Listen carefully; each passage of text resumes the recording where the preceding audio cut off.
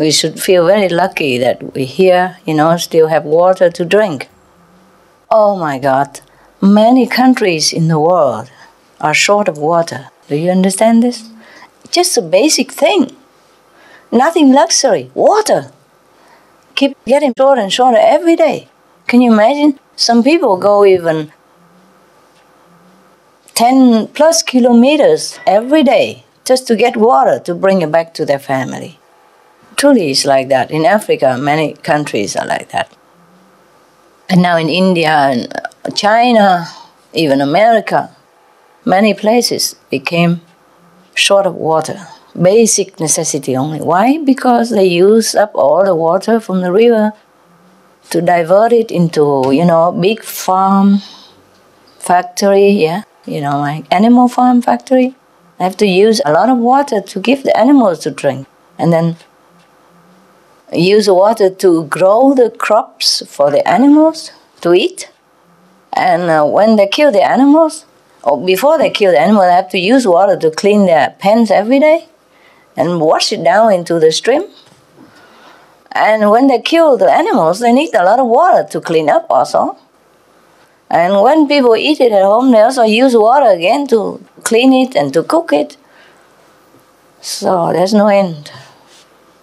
There was enough water for all of us, plus over for everyone. We began this industry of meat diet, then everything get worse. More hospital, more medicine, more sickness, more shortage of any kind, more temperature rise, and more suffering, more disasters, more hunger, more war. So I guess even if you don't have any question of your spiritual practice or anything concerning your immediate family, you have to think of other people, no? If you want to ask questions, ask something useful for other people, not always thinking of yourself all the time. Because we are interconnected. We can't live happily when we see somebody else suffering. Even before I was appointing practitioners, before I even took over this job, whenever I see something on TV, like people suffer, animals suffer, or, disasters, refugees, I couldn't bear it. I cry all the time. I still do now. But I have to shut it off sometimes in order to do my job. It's no good sitting there crying all the time and feeling sorry for people. We have to do something. That's why I told myself. Otherwise, I would cry myself to death. Truly. I can't bear it. It's just too much. Too much. Wherever you look, it's full of suffering. Sometimes we just look on the TV and say, okay, 20 Iraqi blown up, 3 American soldiers dies, or 30,000 Pakistanis wounded in the war, and Afghanistan people run, because of the war, became refugees and all that. We just think, it's a number. They feel like numbers, 30, 20, 2, 5, 6, 100,000 even. But they're not just numbers. They're individuals who has families, who has friends, who have children, have husband and wife, who has love for their family, for their, neighbors, for their country even. And they have this feeling. They have all this feeling, all this suffering. They cannot tell anyone because there's so much numbers, And then people just push them around, or push them back, push them forth like a herd of sheep without considering individual dignity and feeling of a human. It's also not to blame the people, anyone. It's just too many to handle individually. Too many suffering, too many people to be treated like one single case, face to face, humanely or friendly. Too difficult, too much, too many to handle. And even the UN or the government do not have limitless personnel to take care of all these things. These come from nowhere, Like people from the war, maybe they're victims, but the government did not prepare for the victims of the war. So they came from nowhere overnight. They have a lot of refugees they can't even handle, even the Red Cross and all that, or whatever the agency that took care of this matter, they also sometimes short of personnel, and they're overwhelmed, yes, overwhelmed with work and with burdens, with demands. And these refugees or people, they're not just a normal people, you know, that you can sit and reason with. They are traumatized. They have also psychological need. Very difficult. Not just like, okay, these are normal people, you're hungry, I give you some food and you're okay with it. It's not just that. Their house has burnt down, yeah? Their pets die in the war. Their husband's gone, missing. Their children lost legs and arms, and they have no money because they run away from home empty-handed. These kind of people, they're not just normal like you and I sitting here and talking pretty, yeah? So it's very difficult even for the government or any charity to handle this situation. The best is we don't have any war. The best is we don't have any disaster. And the best we don't have any refugees, for example. Huh? And we can do that by being more benevolent, yes? By live and let live. By creating peace. Then we will have peace. Peace has to be created in the home first, from our table. That's why I have told you from beginning already, vegetarian diet, yeah? 5 precepts, no killing. Even if people want to kill you, you don't kill them back. What's the use of that? Either you die or he die, yeah? Why make him die? Huh? Maybe let him live so that he can have more chance to know God. And you already knew God. Understand that? At least, huh? We have a refuge. He doesn't. He's ignorant. Well, that's my philosophy, but you know what I mean? It's, oh, you run away, huh? Run away. In the beginning already, before, vegetarian diet or vegan diet wasn't even in. People think, oh, vegetarian must be crazy, you know? Yeah, when I was vegetarian, it was difficult to find anything to eat. Yeah, not long ago, a few decades ago only. People don't know what vegetarian is. Oh, at least, okay, if they're humane, they bring you a plate of salad, and that's it. Okay, vegetarian, vegetable. And the only vegetarian that you can find anywhere is some salad and salt. And white rice. Well, at least you have something. When I was having vacation with my ex-husband, when we go somewhere, you know, he looks so desperate. I eat toast almost every day. Toast and jam, you know, almost every day. Because I don't trust anything else. Sometimes you go in a restaurant, you ask for some vegetable. Okay, they saute vegetable for you. But language problem. And they put, you know, pork, oil or something in it. Yes. And you ask for a vegetable soup. And they put meat bouillon, meat broth into it. And sometimes I see some fat or some meat swimming in there. I said, there's some meat in there, isn't it? He said, oh, just a little bit.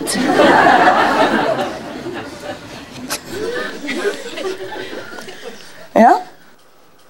And when I was in India, even India, you know, the country that you trusted, you know, I thought, oh, it's all the saints there. You know, we think, oh, Sikhamuni, Buddha, Rumi, Kabir, you know, even Jesus went to India to study. It must be a holy country. There will be no problem. I asked for some fried rice. Couldn't afford anything else, tell you the truth. You know, when I live in the front of the boat, you know, there's no boat roof, right in the pointed area. Just sit there with the umbrella. So the rain don't bother me, yeah. And cover with the sleeping bag. Couldn't afford to go inside the boat. No. So I asked for some fried rice. And he knows that I don't have much money. So I said, okay. And he put egg in it. I forgot to tell no egg. I just say fried rice, you know? Fried rice means rice and oil, no? I didn't ask for egg, so I thought he didn't put egg. But he think probably I'm poor, you know, so he just charitably put me half an egg in there. Yeah. Oh, so I said, so sir, I did, there's some eggs in there. Oh, he said, oh, you don't like egg, huh? Okay, I take it out for you. Just like that. How can you take scrambled eggs out of fried rice? Tell me. Huh? The scrambled eggs, they make it even smaller bit than rice itself. So I think in order to get all the eggs grained out of the rice, you probably have to put it in a sieve, with the big holes, and then run water on it. And then keep shaking until all the eggs gone, and fry it again, no? So I said, never mind, I'm not really hungry, so don't worry about it. Yeah, that was India, telling you. So actually, we are in much better position now, eh? Yeah. So I don't know why people don't just become all vegetarian, because at least we have something to eat, right? Think of all the billions of people who has nothing to eat at all. When I sent somebody to go for disaster relief, they bought just rice, oil, and salt, and some biscuits for children, all that, but rice, oil, and salt, that's all they asked for, and sugar. So they eat just rice and salt even, and they're happy already in that situation, in many situations. In some situations, people are just happy just to have rice and not salt even. So if the whole world goes vegan or vegetarian, that's nothing big deal, is it? Huh? We should be happy that we have things to eat, right? Soon we might not even have vegetable to eat. I suggest that if you plant organic vegetable in your house or in your garden or in your farm, you plant more and more those that need little water. Fruit trees, nut trees, these are full of vitamin and full of nutrient that you can eat all the time. Yes? And you plant beans, yeah? Cassava. Those things don't need even water. And even if you plant rice, you choose the rice that grow on dry land. There are two kinds of rice. When I was young, I remember in Vietnam, they plant rice in wet land and also rice on just a dry land. So we can do that, huh? Plant more white rice with the dry land instead. Plant a lot of beans. Even if you just eat beans and rice and salt, that's plenty of protein. And nuts and fruit. Oh, lot of food already. Lots already. Yes? There's no need to eat so much to survive, truly. There's so much hoopoo about protein and a lot of stuff. It is no need. It's no need, truly. Jesus said, man doesn't live on bread alone. It's truly like that. Recently, I asked the Supreme Master Television to show you people who don't even eat. Yes? I don't tell you to go home and starve to death. It's no. Maybe not everyone is suitable for a breatharian diet. Huh? Maybe not. But we could economize, our food. We don't have to eat such a big meal every day. We don't have to eat everything every day. Most of Indian people, they eat their staple food, like eat rice and dals. Dals mean the mung beans, đậu xanh. They cook in soupy water with some curry stuff, yeah? And they put it on white rice.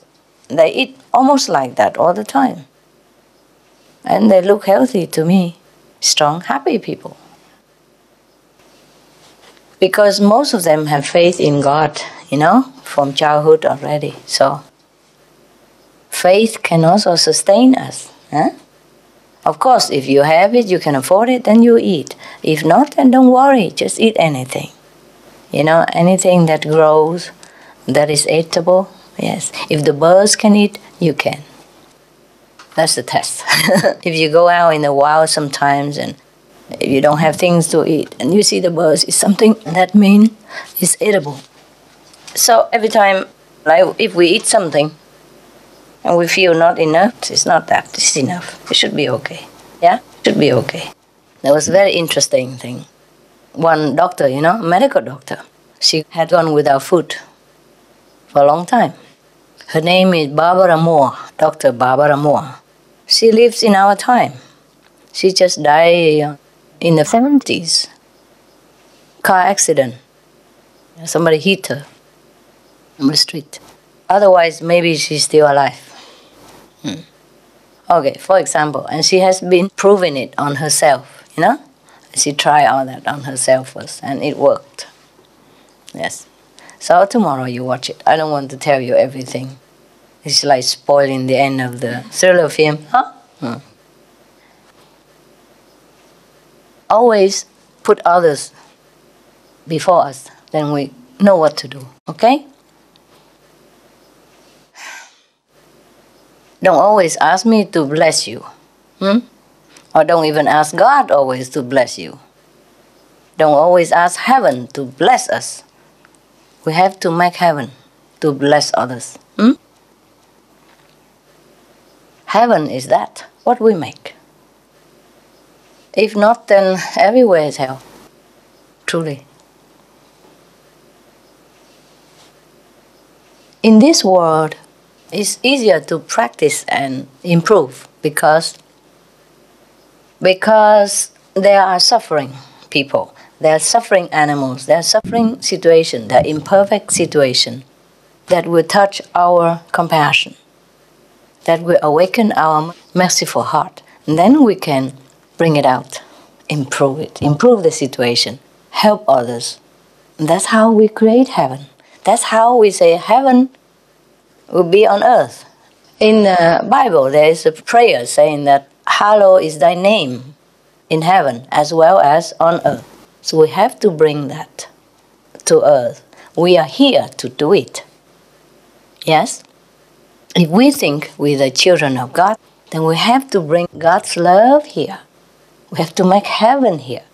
We can't just keep waiting for heaven to appear or ask heaven to help us. Or we do, of course, when in time of need and emergency, in truly, or we can pray, okay, help me today for meditation or to do some smooth stuff. Of course, we can pray that, but not always that, not always about us. Yes, it has to be about other people as well. It has to be. Otherwise, we're going nowhere with our spiritual practice. We have to think of the other end, okay? Not on this end. Yeah. For example, when you talk on the telephone, you talk for yourself to listen? Huh? Or you talk so that the end of the line listen to you? Huh? Who listen? The other end, right? When you talk to your friend, huh? You talk loud, you talk clear, so that your friend at the other end of the telephone can hear you, right? Okay. You have to consider how you talk so that he understands you, see? You talk so that he can hear you. All right, the same. We have to consider other people, the other end. Always consider the other end. If everybody on this planet consider the other end, then we will never have hunger. We will never have war. We could never kill anyone. How can anybody still kill anybody at this time of our civilization, this time of humans' evolution? Still can somebody go out, get a gun and just kill somebody else just like that?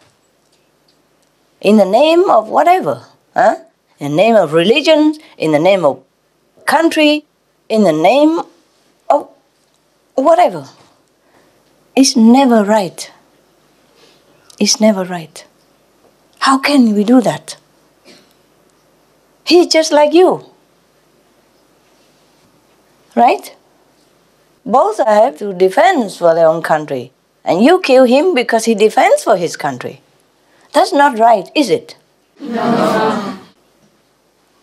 Or you kill him because he defends for his belief. That's not right, is it? Or you kill him because he doesn't want to believe what you believe. That's also not right, is it? Huh? It's not right. War is never right. Killing is never right. So if we all consider other people the way we consider ourselves, just put ourselves in their position, then perfectly we know what to do. There's never excuse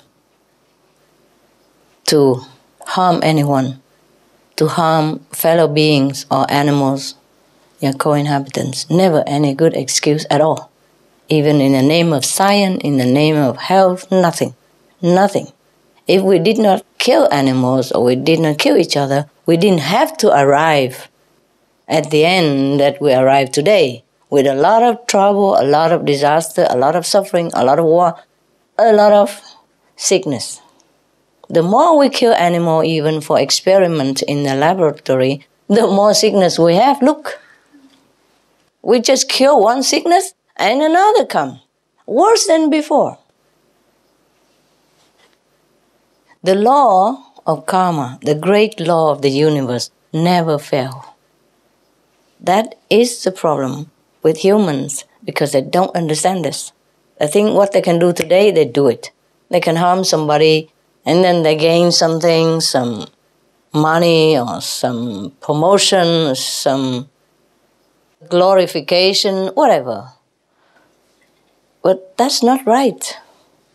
It's never right. So if you are in heaven, it's difficult to practice. But if you're in hell, also difficult. Because if once we create hell, like war, then it continues forever like that. Somebody dies, somebody injured, and then later they come back.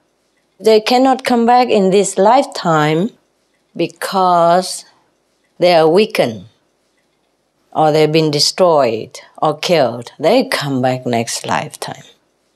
Life continues forever. It's not like you kill one person today and he finished with you. No, no, no. The great law of the universe doesn't allow anyone to overpower anyone unjustly. Even if you have the right to defend, it's also not good for us, because that means we don't trust in God's power to regulate things for us. We don't trust in the great law to justify people's or others' actions. And we take matter into our hands. Then heaven will ignore us. Okay? You want to kill him back? Right. Then you both have to take care of each other. You kill him, he come back, kill you. And then later you die, and then you come back, kill him, and next life, and then again. So that's why I told you, even if people kill you, let him. There are worse things than death. Worse thing than death. Worst things are ignorance. Ignorance is worse than death. We die with enlightenment. We go straight to heaven. Yes? We die with the forgiveness in our heart, the compassion in our soul. We go straight to high level. But if we revenge, we kill them back, or we injure, we hurt people in some way, that will come back to us again and again. And we go nowhere. Okay? This physical body can have another anytime if you desire it. The difficult is to get away from it, not to worry we don't have one. Yes? I won't tell you to go out and try to provoke somebody so that he kill you. It's not like that, huh? Don't try to come home and say something like that. What I mean is, truly, if we have this physical body, okay, fine. That means heaven still wants us here to work. Of course, you try to defend for yourself. Defense doesn't mean you kill other people. Defend, run away, reason with him. Just defend, but not hurt them. Understand? If you can defend, it's fine. Run away is the best. Chinese say run away is the best. 36 strategy. The best one is to run away. I know what it is. It's truly like that. It's truly the Chinese saying is the best. What for staying around and explaining to people, I'm innocent, you know. I done nothing wrong, you know. Some people don't listen. Yeah. This life is still not very elevated. But it's getting better and better all the time. I heard many governments encourage people, less meat and organic farming and all that. Actually, today we have some people with good news, no? Like in Ireland, the government support organic farming, and a lot of people apply for it now. 85%. Yeah, is that nice? Okay. Soon we will see only cow walking around like between the green light. Maybe hold hand with a human. Because the cows, they can cry when you want to kill them, they cry. Many of them do that. And some even run to the police and to take refuge. Many like that happen. And later the police also feel sorry for them. And then somebody buy it and send it to animal shelter or something. They do know what to do. It's just sometimes they can't escape, because they control them, drag them in there, and all kind of thing. I don't want to talk about it because I would die. Terrible. This animal cruelty. How can we call ourselves human? Humans mean humane. How can we do this? But the people who kill them, they do it for job. You see, sometimes they don't have other job to do. If the government create better job, then they would change. Yes. And if there's no more demand for meat or fish or any animal products, then there will be nobody who kill. Perhaps one or two, they do it by themselves. But not en masse, you see? Not confined in small crate that they could not even turn around. They can only lay down and stand up. This is the utmost cruelty. Imagine if it's you. Imagine if you put yourself in that situation. Imagine if somebody put you in a crate like that you could not even turn around. You can only stand or lay down. Can you imagine? You feel good? No. That's why I said, if everyone in this world consider the other end, consider other people's position, then we will have no war, no cruelty, no animals killing, no hunger even. The problem is we don't consider others. So as a spiritual practitioner, so-called spiritual practitioner, please be different for me, okay?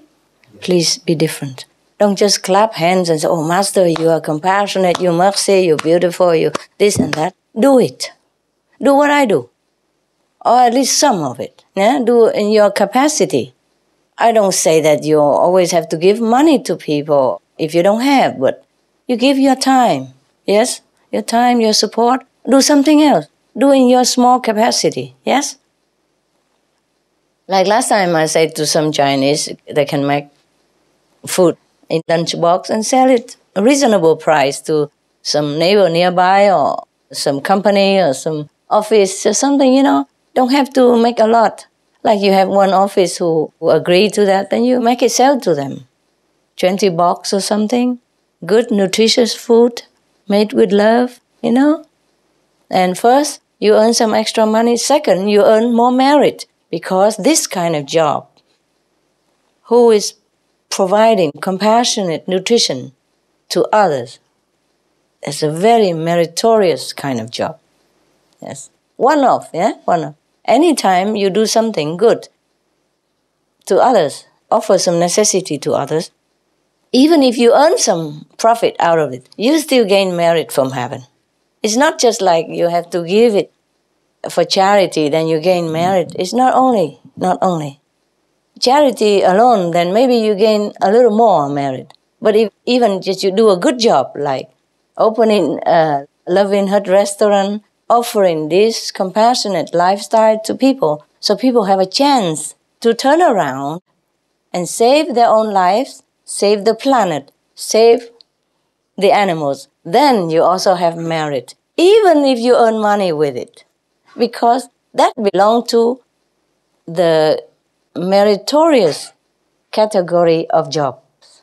There are 2-3 kind of jobs, The kind of job that earn you merit, earn points in heaven. Like what job earn 10 points, what job earn 100 points, like in the school.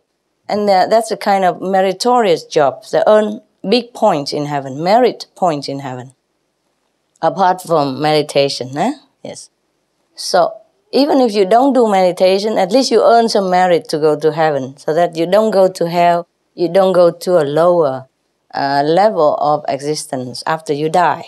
But apart from meditation, if you earn more good points in heaven, then of course you go higher to heaven. And then when you die, you don't just sit there miserable, see people flying past by you to go up, and then you sit there and you don't know what to do anymore. It's too late. See, in heaven, when you go in that lower heaven, you're still happy, fine, but it's difficult to practice then. Here is easier because there are suffering, there are troubles, there are things to do, problem to fix, to repair, and then you can earn merit. You see, in heaven, nobody needs your vegetarian food. That is for an example, huh? In heaven, you don't have a chance to go and give SOS flyers, do they? Do they need you? No, you don't have a chance to do that. So here, do as much as you can, yeah? SOS flyers, alternative living flyer, open vegan restaurant, or cook vegan lunchbox. If you don't have money to open restaurant, everybody can cook this on your spare time, weekend, evening. Sometime in some country they have night market. Bring there. A football game, bring it there. Holiday time, people go picnic and all that, or go to some concert or something. You bring the food there. Bring your cooked food there.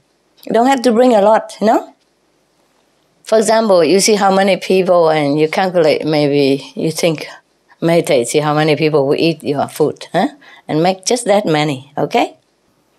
Not like, okay, only 10 people go watch the football match on your corner street and then you bring 50, So even if you make only 10, and if you sell only 5, okay, another 5 you bring home, eat together, no. You have to cook anyway for yourself, yeah?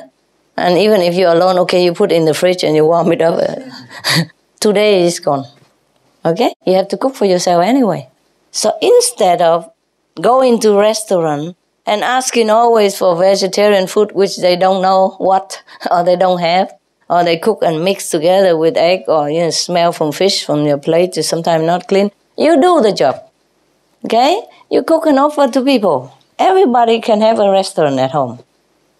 Pocket restaurant, mini pocket. Mean gaining small money for pocket. Yeah, and every day you earn a little bit, or every weekend you earn a little, and then you have enough money to go help people, If I'm not busy with you, I go out and sell stinky tofu, no? Earn money, no? Yeah, I'll open a small cafe, rent it in a corner shop, A cafe shop, give cookies and candies, bake it at night and sell in the daytime with coffee, It don't have to be a very big deal coffee, Cookies, homemade cookie, anybody can make, Or muffin, Yeah, vegan. You just bake a few trays in the evening when you have time. Yeah, before you used to sit and read newspapers and all that. Now you don't, and you just bake it. It takes very short time. Yeah, and then you sell it in your coffee shop. Or you sell it on the street, whatever. But mostly people like to buy like lunchbox, In those concert gathering outside, if it's allowed, If not, you make a deal with some company and you bring lunchbox every day for their employees. Think about what to do. Think about it. Every situation is different, but you can always do something. While you're selling it, you give SOS flyer at the same time. Okay. Print it out cheap or something. Buy cheap paper and print it out. So while you are here in this world, you witness suffering, you witness pain and sorrow, and then your compassion arises. And then that's how you earn more merit, you see? Because you feel sorry for people, and then you try to do something to comfort people, and that's how you earn merit. And that's how your spiritual practice speeds up. In heaven, you have nothing to do. You can't even make baozi even if you want to. You can't even make, vegan lunchbox even if you want to. Nobody needs it there anymore. No. Only in this physical world that people still need it. That's how we earn merit. Don't just sit there and pray for heaven's help only, but gotta help people. Got to bring heaven to earth, okay? Got to make it convenient for people to turn around. Sometimes they don't know how. Sometimes they don't know where to buy things. But if you offer it easy and not expensive, then they will buy it and then they think, not bad. Tomorrow bring another kind and another. Then show me how to do it. It's simple. Make it simple, okay? And affordable. So earn some money. But it's not as expensive as in a restaurant, you see, so people would like to have it. Yeah? They order, to bring it to their home or to the office. All you need is just a few dollars for the bus fare. No? If we have a lot of vegetarian restaurants, then many more will come. Critical mass, no? Monkey effect. Yeah. What one monkey do, the others do. We also monkeys somehow. Darwin say that we came from monkey, no? If we can't prove otherwise, then we have to believe him for the time being. Well, it looks like we are monkeys also, because sometimes we copy others a lot. Copy. Yeah, copycat all the time. So if we want to get out of the monkey business, then we have to behave like not monkey. We don't just worry about ourselves, we have to worry about others, okay? But monkeys, they do worry about others too. They love their children, their family. They're really some kind of monkey. If their child dies, they just carry it all the time. And then sometimes it come infested and the mother died too. But they wouldn't throw the baby away. Many stories, but we have to write it all down because we don't live with a monkey. If we do, then we will know it, you see? For example, I have my dog, no? If I have to live with them often in order to see their little tricks and stuff, like, for example, if I move at night, then the dogs move. And then if I stop, then they stop. For example, Happy, she run, find where I am. And then she stand next to me and see that I'm working on something. And then she just sleepy, find any bed at all. And she go into Benny's bed, so small like this. And she curl herself like a little cocoon. I had photo to prove it. And then Benny also run, of course, and too late, because she's bigger. So she run into his bed and then just curl in there. And then Benny look around, and then go into the big bed. And he's only small. And he stay in the big bed. So I also have photo to prove it. So the bigger one go into the small one. Also Boyo, the German Shepherd, very long and big. He also like that. He also lay into Benny's bed, also curl around like a cocoon in there. I also have photo. But if you're not with them, you don't see these things. Many other things I cannot tell you all. It's okay, good. I told you last time already. Any breatharian or trying? No? Difficult, huh? Yeah. The breatharian, they influence the world in different way. We influence the world in different way. Yes. So eat what you like, but not too much. Not extravagantly much. Just eat enough to take care of your body. Not too less so that you're tired or depleted, but not too much, okay? If I don't eat, I feel very light, like floating on the cloud. If I eat nowadays, just one meal a day, even feel tired, feel heavy. Yes, I prefer not to eat. But heavens, no. Of course, I know it's a no. But I still try. So, can I get it? No. Okay. That's why masters came down to this world, If they could influence the humankind from heaven, then they don't have to go down to suffer with them, but they have to, for connection. Yeah? Karmic connection, genetically connected, yeah, and give and take connection, that's like that. So when we are here, we suffer also. But if it's for the sake of many, then it's worth it. Tell you something. When I walk bare feet on the ground, I feel the love from the earth. Wow. Truly, my God, she loves me. I never knew that before. Before, I never feel it. Maybe she loves me all the time, but I never felt it. This time I feel so strong that I almost cry. So I just put my feet there, I just sit there and put my feet on the ground. Enjoy the feeling of love from the earth.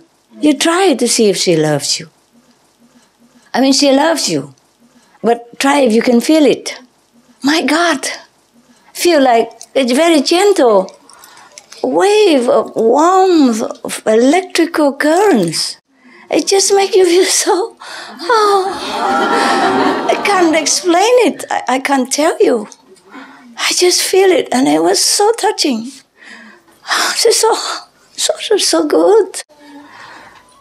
I hope you feel the same, because it's so nice. It was so beautiful. I feel so strong lately, you know? Because before I didn't walk barefoot that much. Yes. Lately I like to. Try to be frugal. I told you already. Try your way. Find your way. Okay?